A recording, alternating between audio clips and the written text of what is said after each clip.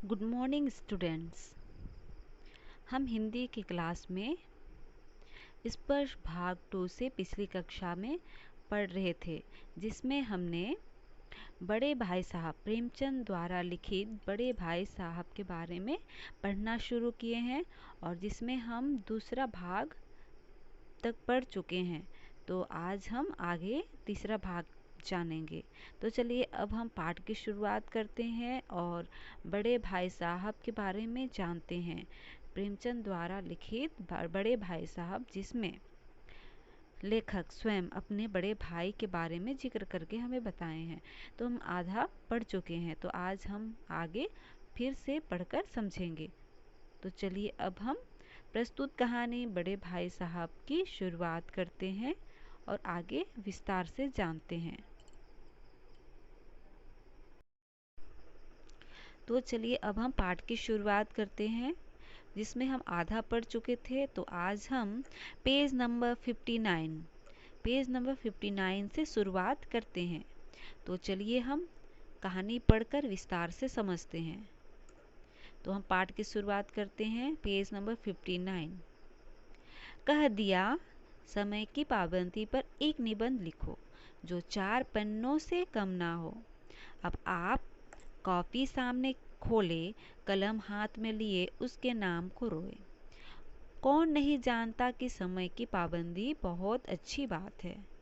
इससे आदमी के जीवन में संयम आ जाता है, दूसरों का उस पर स्नेह होने लगता है और उसके कारोबार में उन्नति होती है। लेकिन इस जरा सी बात पर 4 पन्ने कैसे लिखें? तो लेखक है, उसके बड़े भाई साहब के दोनों के बीच में बातें होती है और बड़े भाई साहब लेखक को यानी कि प्रेमचंद जी को समझाते हैं और कहते हैं कि जब अभी तो तुम नीचे ही कक्षा में हो, तो अव्वल हो गए यानी कि फर्स्ट डिवीज़न आके पास किए हो। जब तुम मेरे कक्षा में आओगे तो तुमको बहुत सारा पढ़ना पड़ेगा, तुमको समझ में नहीं आएगा और इतनी लंबी चौड़ी निबंध लिखना पड़ेगा, उसके लिए भी पढ़ना पड़ेगा। तो लेखक प्रेमचंद जी सोचते हैं कि थोड़ा एक ही जो वाक्य में समझा जाए, एक ही वाक्य में जो जिसको समझाया जाए, समझ सकते हैं, उसको हम 4 पन्नों में क्यों लिखें। और कहता है कि यह बात तो गलत है, जो एक ही वाक्य में लिख सकते हैं उसको 4 पन्नों में लिखना, ये गलत बात है। यह तो समय की किफ़ायत नहीं बल्कि उसका दुरुपयोग है कि व्यर्थ में किसी बात को ठूस दिया जाए, यानी कि व्यर्थ में किसी बात को ऐसे बता दिया जाए लंबे चौड़े लिखकर। ये तो सरासर गलत बात है और ये समय का दुरुपयोग है और समय नष्ट किया जाता है, व्यर्थ में ऐसे लिखा जाता है। आदमी को जो कुछ कहना हो चटपट कह दे और अपनी राह ले, मगर नहीं, आपको 4 पन्ने रगड़ने पड़ेंगे, चाहे जैसे लिखिए, और पन्ने भी पूरे फुल के आकार के। यह छात्रों पर अत्याचार नहीं तो और क्या है। तो लेखक जी यही सोचते हैं और कहते हैं कि जो हम एक वाक्य में लिखेंगे उसको हम इतने लंबे चौड़े लिखना और इतना ज़्यादा फुल पेज में लिखना, ये तो बेकार की बात है, यह तो छात्रों पर अत्याचार है।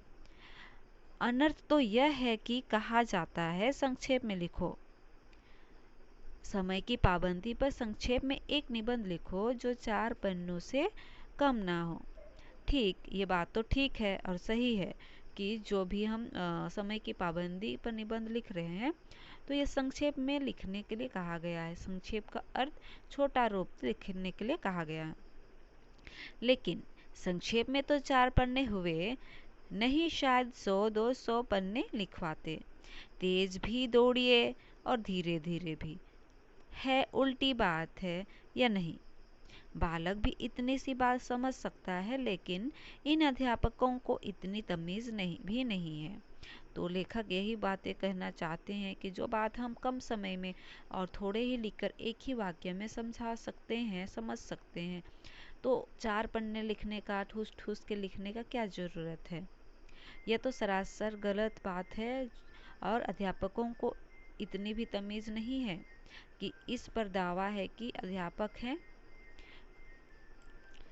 मेरे दर्जे में आओगे लाला तो ये सारे पापड़ बेलने पड़ेंगे। यानी कि लेखक के जो बड़े भाई है वे कहते हैं कि जब तुम मेरे दर्जे ने मेरे क्लास में ऊपर क्लास में आओगे तो तुमको ये सब पापड़ बेलने पड़ेंगे और इतना लंबे चौड़े लिखने के लिए तुमको मेहनत करना पड़ेगा, पढ़ना पड़ेगा।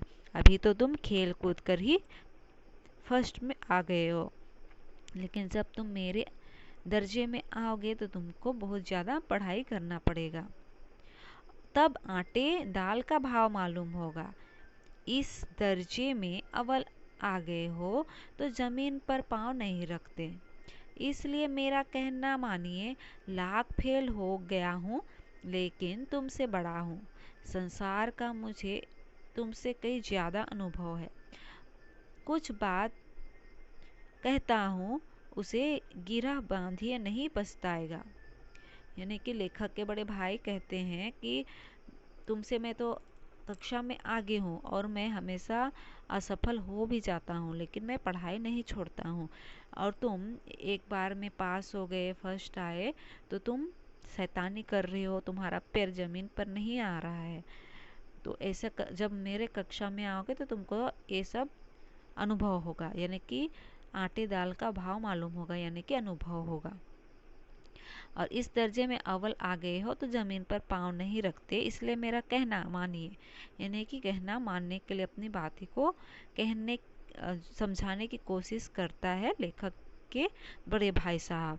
और कहते हैं कि लाख फेल हो गया हूँ लेकिन मुझसे बड़ा हूँ। यानी कि तुमसे बड़ा ही हूँ मैं लाखों फेल हो गया हूँ लेकिन मैं तुमसे बड़ा हूँ। संसार का मुझे तुमसे कोई ज़्यादा अनुभव है, यानी कि संसार में मुझे तुमसे ज़्यादा ही कुछ जो भी है उसका अनुभव है। कुछ कहता हूँ उसे तुमको मानना ही पड़ेगा वरना बाद में पछताना पड़ेगा। तो यही बातें बड़े भाई साहब के बीच में होती है, यानी कि बड़े भाई साहब और लेखक दोनों के बीच में होती है। और जो बड़े भाई साहब जी हैं वे लेखक को समझाते हैं और कहते हैं, स्कूल का समय निकट था, नहीं ईश्वर जाने या उपदेश माला कब समाप्त होती। भोजन आज मुझे निस्वाद सा लग रहा था, जब पास होने पर यह तिरस्कार हो रहा है तो फेल तो जाने पर तो शायद प्राण ही ले लिए जाएं। भाई साहब ने अपने दर्जे की पढ़ाई का जो भयंकर चित्र खींचा था उसने मुझे भयभीत कर दिया। स्कूल छोड़कर घर नहीं भागा, यही ताजुब है, लेकिन इतने तिरस्कार पर भी पुस्तकों में मेरी अरुचि ज्यों की त्यों बनी रही। खेल कूद का कोई अवसर हाथ से ना जाने देता। पढ़ता भी मगर बहुत कम, बस इतना कि रोज़ टास्क पूरा हो जाए, यानी कि जो भी रोज़ होम टास्क दिया जाए वो पूरा हो जाए और दर्जे में जलील ना होना पड़े। अपने ऊपर जो विश्वास पैदा हुआ था वह फिर लुप्त हो गया और फिर चारों का सा जीवन कटने लगा। लेखक के बड़े भाई साहब जी लेखक को लंबे चौड़े उपदेश देते हैं, यानी कि समझाते हैं। तो लेखक कहते हैं कि स्कूल का समय निकट था, नहीं ईश्वर जाने या उपदेश माला कब समाप्त होती है, यानी कि जो ये उपदेश दे रहे हैं बड़े भाई साहब वे कब समाप्त होगी।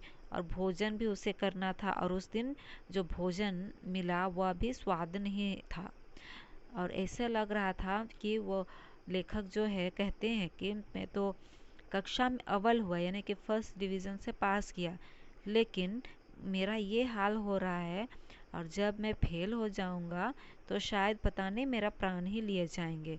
जब मैं फर्स्ट आया तो इतना बोले जा रहे हैं, तो मैं फेल होऊंगा तो मेरा शायद प्राण ही लिए जाएंगे। यही कहने लगता है, यही सोचने लगता है। भाई साहब ने अपने दर्जे की पढ़ाई के बारे में इतना भयंकर मुझे समझाया, उससे मुझे भयभीत भी कर दिया। यानी कि मैं तो इतना लंबे चौड़े जो उपदेश दिया उससे मैं सहम रह गया, यानी कि डर गया। स्कूल छोड़कर घर नहीं भागा, यही तजुर्बा है, लेकिन इतने तिरस्कार पर भी पुस्तकों में रुचि नहीं। यानी कि लेखक के बड़े भाई साहब इतने समझाए लेकिन फिर भी लेखक कहते हैं कि उन्हें कोई भी पढ़ाई में रुचि नहीं थी, ज्यों के त्यों ही उसको बना था। और खेल कूद में कोई भी अवसर मिले, खेलने कूदने के लिए कोई भी अवसर मिले, उसको ऐसे ही जाने नहीं देते थे, क्योंकि लेखक को खेलना कूदना ही पसंद था, पढ़ाई में मन नहीं था। पढ़ता भी मगर बहुत कम, बस इतना कि रोज़ होम टास्क की जो भी होमवर्क मिले उसे पूरा कर सके, ताकि जो दर्जे में, जो कक्षा में जलील ना होना पड़े और अच्छा मार्क्स लेके आए। अपने ऊपर जो विश्वास पैदा हुआ था वह फिर लुप्त हो गया, और फिर चारों का चारों जीवन कटने लगा, यानी कि चारों का सा जीवन कटने लगा था। आगे हम देखते हैं, फिर सालाना इम्तिहान हुआ और कुछ ऐसा संयोग हुआ कि मैं फिर पास हुआ और भाई साहब फिर फेल हो गए। यानी कि इतने लंबे चौड़े जो बड़े भाई साहब है वे लेखक को समझाए, लेकिन उन पर कोई असर नहीं हुआ, और जो भी मौका खेलने कूदने के लिए मिलता उसे नहीं गंवाना चाहते थे। फिर इम्तिहान आया, यानी कि एग्ज़ाम हुआ, परीक्षा हुई, जिसमें कुछ ऐसा संयोग हुआ कि लेखक फिर पास हो गए, यानी कि अच्छे नंबरों में पास हो गए, और जो बड़े भाई साहब थे वे फिर फेल हो गए। तो लेखक कहते हैं, मैंने बहुत मेहनत नहीं की, नहीं बहुत ज़्यादा मेहनत तो नहीं की, पर ना जाने कैसे दर्जे में अव्वल हो गया। मुझे खुद आश्चर्य हुआ। भाई साहब ने प्राण तक परिश्रम किया, कोर्स का एक एक शब्द चाट गए थे। 10 बजे रात तक इधर, 4 बजे भोर से उभर 6 से 9:30 तक स्कूल जाने के पहले। मुद्रा कांतिहीन हो गई ही, मगर बेचारे फेल हो गए। मुझे उन पर दया आती थी। नतीजा सुनाया गया तो वह रो पड़े और मैं भी रोने लगा। अपने पास होने पर खुशी आधी हो गई। मैं भी फेल हो गया होता तो बड़े भाई साहब को इतना दुख ना होता, लेकिन विधि की बात कौन टाले। मेरे और भाई साहब के बीच में अब केवल एक दर्जे का अंतर और रह गया। यानी कि लेखक प्रेमचंद जी यही कहते हैं कि लेखक के बड़े भाई साहब हैं, वे हमेशा कक्षा में फेल हो जाते हैं और उसको हमेशा कक्षा को दोहराना पड़ता है। लेकिन लेखक है, प्रेमचंद जी है, वे खेलने कूदने में उसको मन है, पढ़ाई में नहीं है। लेकिन जो भी पढ़ते हैं वे अच्छी तरह से लगन के साथ पढ़ते हैं, इसलिए हमेशा कक्षा में अव्वल होते हैं, यानी कि फर्स्ट डिवीज़न में पास होते हैं। लेकिन हमेशा की तरह आज भी उनके बड़े भाई साहब है, जब परीक्षा हुई, इम्तिहान आया तो उसमें फिर से फेल हो गए, और हमेशा की तरह लेखक प्रेमचंद जी है, वे फर्स्ट डिवीज़न में पास किए। तो यह जानकर लेखक के बड़े भाई साहब है वे रोने लगे, क्योंकि वे असफल हो गए।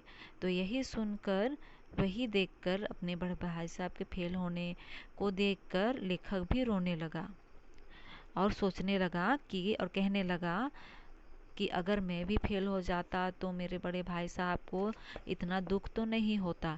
लेकिन लेखक भी सोचता है कि मैं तो पढ़ता भी नहीं हूँ जितना मेरे बड़े भाई साहब परिश्रम करते हैं और पढ़ते हैं, इतना परिश्रम करते हैं, एक समय भी नष्ट नहीं होने देते, नहीं गंवाते हैं, और मैं तो हमेशा खेलने पर ही ध्यान दिया, लेकिन मैं कैसे फर्स्ट हो गया, और मेरे बड़े भाई इतने मेहनती हैं फिर भी कैसे फेल हो गए। लेखक को भी बहुत दुख लगने लगा। अब कहते हैं कि मेरे और बड़े भाई साहब के बीच में अब केवल एक दर्जे का अंतर है और रह गया, यानी कि बस एक क्लास आगे ही थे। और हम जैसे पिछली कक्षा में पढ़े कि लेखक और बड़े भाई साहब का उम्र सिर्फ फासला था 5 साल का ही, और अब देख रहे हैं कि लेखक के बड़े भाई साहब हैं, वे असफल हो गए, पास नहीं हो पाए, इसीलिए अब एक ही दर्जे, यानी कि एक ही क्लास आगे हैं, लेखक से एक ही क्लास आगे हैं।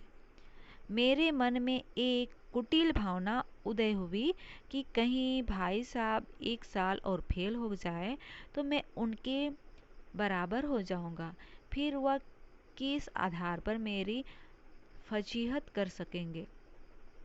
लेकिन मैंने इस विचार को दिल से बलपूर्वक निकाल डाला। आखिर वह मुझे मेरे हित के विचार से ही तो डांटते हैं।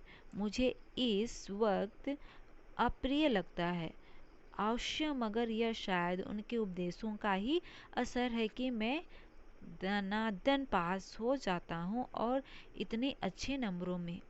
फिर लेखक सोचते हैं कि अभी तो सिर्फ मेरे बड़े भाई साहब मेरे से एक ही कक्षा आगे हैं, तो ऐसा ना हो कि और फेल हो जाए तो हम दोनों साथ में होंगे, बराबर हो जाएंगे, तो कभी मुझे बड़े भाई साहब नहीं डांटेंगे, उपदेश नहीं सुनाएंगे। यही सोचते हैं। फिर सोचते हैं नहीं, ऐसा नहीं होना चाहिए, जो भी मेरे बड़े भाई साहब कहते हैं वे मेरे भलाई के लिए ही कहते हैं। लेखक प्रेमचंद जी यही सोचते हैं। तो आज के लिए हम इतना ही पढ़कर समझते हैं। तो ज़रूर कहानी आप लोगों को जितना हम पढ़े आज समझ में आ गई होगी। तो नहीं भी आई है तो अपने पाठ्य पुस्तक को अच्छी तरह से पढ़कर समझ लीजिए, आपको ज़रूर सब कुछ समझ में आ जाएगी।